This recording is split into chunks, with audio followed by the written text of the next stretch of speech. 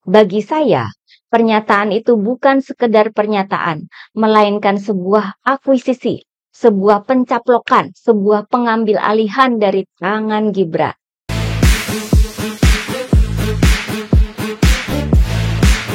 Hai teman-teman, jumpa lagi dengan saya, Nina Nur. Sejak awal dirilisnya layanan aduan dengan nama Lapor Mas Wapres, itu sudah mengundang kecurigaan dari publik dan para pengamat ya. Ada dua pengamat politik yang mempertanyakan hal serupa. Pertama, dari Henry Satrio, analis komunikasi politik dari Universitas Paramadina. Apakah Gibran sebagai wakil presiden sudah meminta izin dari Presiden Prabowo untuk membuat layanan lapor Mas Wapres ini? Kedua, dari pengamat politik dan akademisi Universitas Indonesia, Ujang Komarudin, yang meyakini bahwa Presiden Prabowo itu tidak tahu soal layanan aduan yang dibuat oleh Gibran ini. Menurut Ujang, kalau Pak Prabowo tahu, maka pasti komunikasinya itu ada di Presiden, bukan di Wakil Presiden. Masuk akal ya? Kalau memang itu programnya dari pemerintahan Presiden Prabowo, mengapa tidak ada pengantar dari Presiden Prabowo? Walaupun judulnya itu Lapor Mas Wapres. Jika memang dari Presiden, harusnya kan adalah ya pidato atau pesan dari Presiden Prabowo yang dibacakan atau disampaikan ke media. Ini kan nggak ada. Semua yang diberitakan di media sosial atau di media berita ya soal layanan lapor Mas Wapres ini menyebut nama Gibran. Nggak ada yang menyebut ada izin atau dukungan dari Presiden Prabowo. Sehingga dugaan dari kedua pengamat itu menjadi sangat masuk akal ya. Dari sana kita sudah bisa melihat juga bahwa layanan lapor Mas Wapres ini lebih ke pencitraan buat Gibran semata. Yang seperti yang sudah diduga banyak pihak ya, ada kaitannya dengan Pilpres 2029.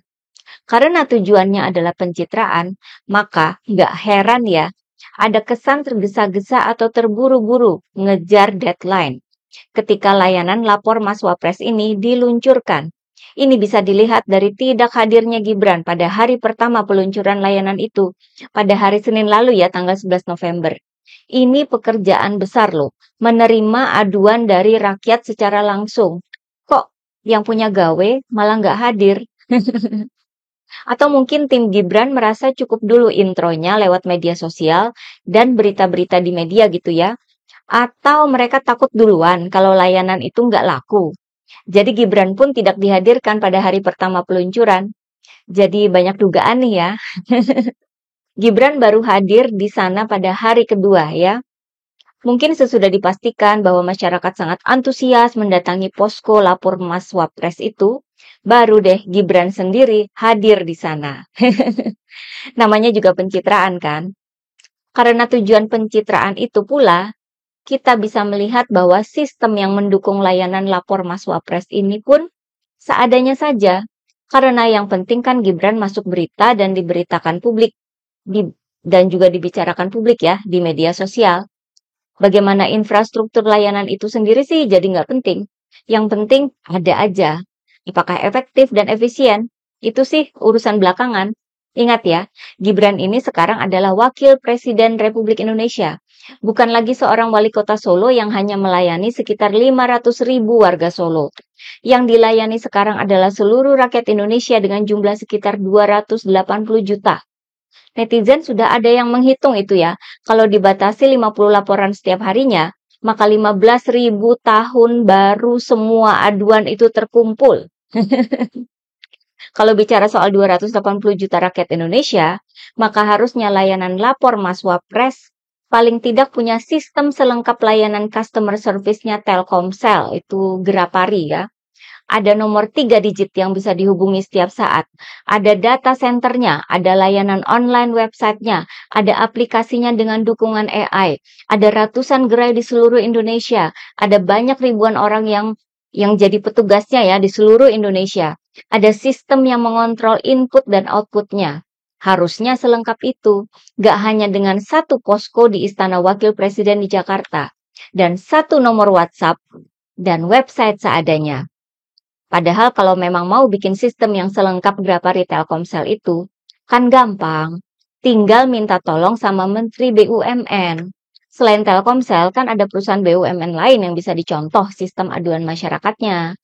Saya yakin pihak Kementerian BUMN tidak bakal pelit untuk ngasih contoh-contohnya. Kan ini buat rakyat Indonesia. Tapi ya itu, karena memang niatnya bukan untuk melayani rakyat, namun sekedar dibikin untuk pencitraan semata, sehingga ya hasilnya ya mengundang banyak sekali kritik dari publik. Nggak salah dong, apa kata netizen? Sementara presidennya kerja keras, wakilnya sibuk pencitraan. Kerjaan yang niatnya bukan buat pencitraan ya begitu hasilnya. Kelihatan apa adanya saja, tidak tapi langsung diamplifikasi secara masif di media sosial oleh para buzzer. Kan yang dicari adalah citra ya, bukan efektivitas. Ada ini netizen yang mengumpulkan beberapa contoh komentar di media sosial dari para buzzer ya. Kemudian menurut info netizen ya, di Instagram dan TikTok serta Facebook juga sudah masif gerakan narasi bahwa saya pilih Prabowo hanya karena faktor ada Mas Gibran. Artinya yang dilakukan Gibran ini ya memang pencitraan ya, termasuk bikin layanan lapor Mas Wapres ini. Konsekuensi dari pencitraan yang masif adalah terbitnya matahari kembar dalam pemerintahan Presiden Prabowo. Kelihatan banget kan ya, layanan lapor Mas Wapres ini diluncurkan ketika Presiden Prabowo sedang keluar negeri. Padahal kalau mau, kan bisa nunggu Pak Prabowo balik dulu. Terus nanti diluncurkan bersama dengan Pak Prabowo, disertai kata sambutan dari Presiden Prabowo. Gitu kan enak. Sesuai dengan jabatannya sebagai wakil daripada Presiden. Tapi nyatanya kan kejar tayang. Harus diluncurkan ketika Pak Prabowo lagi nggak ada di Indonesia. Atau ya, kalau memang niatnya bukan buat pencitraan pribadi, bisa kan minta Pak Prabowo merekam video yang berisi kata sambutan beliau yang ditayangkan ketika layanan lapor itu di-launching. Gitu juga enak kan ya? Ya memang mau jadi matahari sendiri, sehingga nggak mau disertai oleh matahari yang sudah ada. Pak Prabowo memang lagi sibuk banget di luar negeri ya. Tapi bukan berarti beliau nggak tahu sama kelakuan wakilnya. Saya kira pasti adalah yang sudah laporan ya sama Pak Prabowo. Pak Prabowo pun mulai pasang strategi untuk mengatasi kemunculan matahari kembar ini. Khusus terkait layanan lapor milik Mas Wapres ini, yang dilakukan oleh tim Prabowo di istana cukup menggebrak ya menurut saya. Sebelumnya, sesudah layanan lapor Mas Wapres itu diluncurkan, Menterinya Prabowo, Menko PMK ya, Pratikno, memberikan pujian terhadap layanan yang digagas oleh Gibran itu. Katanya bagus agar rakyat punya akses ke pemerintah. Tentu kita tahu bahwa Pratikno ini kan teman akrab bapaknya Gibran. Pastilah memuji ya. Pernyataan yang berbeda muncul dari para pejabat yang saya kira merupakan tim Prabowo. Ada dua pernyataan yang saya kira merupakan bentuk pembalasan atau teguran dari Pak Prabowo dengan cara yang halus tentunya. Pak Prabowo kan sekarang sudah ahli ya bermain politik secara cantik. Nggak pakai gebrak-gebrak meja lagi di depan umum. Nggak tahu deh ya kalau di dalam ruangan. Pertama, dari Mensesnek, Prasetyo Hadi. Prasetyo Hadi merupakan politisi Gerindra ya yang sudah sangat lama di Gerindra. Artinya termasuk salah satu orang kepercayaan Pak Prabowo ya.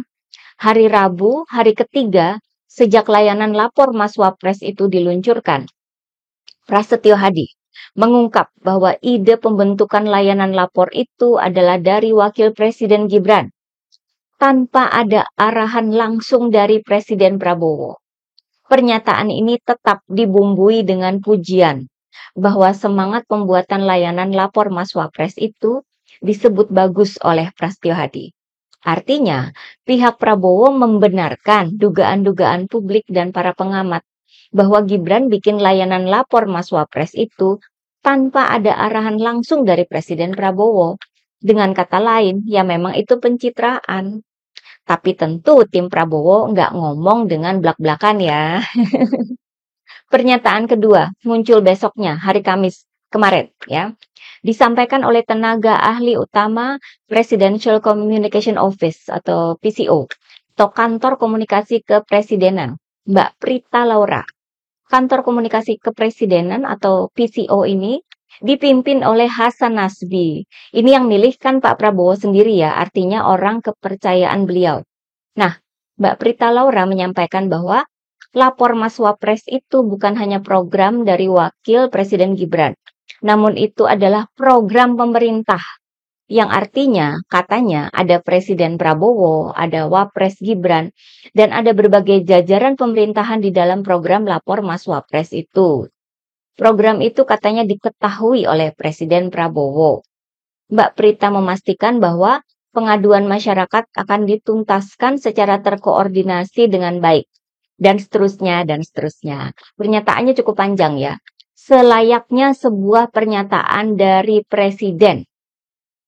Bagi saya, pernyataan itu bukan sekedar pernyataan, melainkan sebuah akuisisi, sebuah pencaplokan, sebuah pengambil alihan dari tangan Gibran yang awalnya dikomunikasikan ke publik bahwa program itu adalah gagasan dan milik dari wakil presiden. Karena nama programnya saja mengandung kata Mas Wapres. Kan bisa aja ya dibikin nama lain. Misalnya lapor yuk atau ayo lapor tanpa sebut-sebut nama jabatan secara spesifik. Itu kan sangat jelas ya pencitraannya Gibran. Publikasi di media juga begitu. Semua difokuskan ke Gibran. Namun dengan adanya pernyataan Prasetyo Hadi dan Prita Laura ini, fokus terhadap Gibran itu seakan dilunturkan ya, diruntuhkan. Fokusnya sekarang dialihkan ke Presiden Prabowo. Itu sekarang menjadi program milik pemerintahan Presiden Prabowo. Kalau bukan pencaplokan atau pengambil alihan, apa dong namanya? Di sini saya melihat bahwa Gibran sebagai matahari kembar diredupkan secara tiba-tiba oleh Pak Prabowo. Walaupun nanti Gibran tetap jadi berita bersama layanan lapor Mas Wapres. Tapi nuansanya kan sudah beda. Kalaupun mendapat kritik dari para pengamat, Pak Prabowo juga ikutan dikritik. Ya nggak apa-apa, asal bukan Gibran sendiri aja, agar mataharinya tetap dipegang oleh Pak Prabowo. Kita akan menunggu ya bagaimana pihak Gibran dan bapaknya mengatasi masalah ini ya. Apakah menyerah? Apakah akan mencari cara lain agar program lapor Mas Wapres ini kembali menjadi panggung khusus buat Gibran pribadi? Kita lihat saja perkembangannya ya. Oke, bagaimana pendapat teman-teman? Sekian dulu dari saya, terima kasih atas perhatiannya. Begitulah, kura-kura.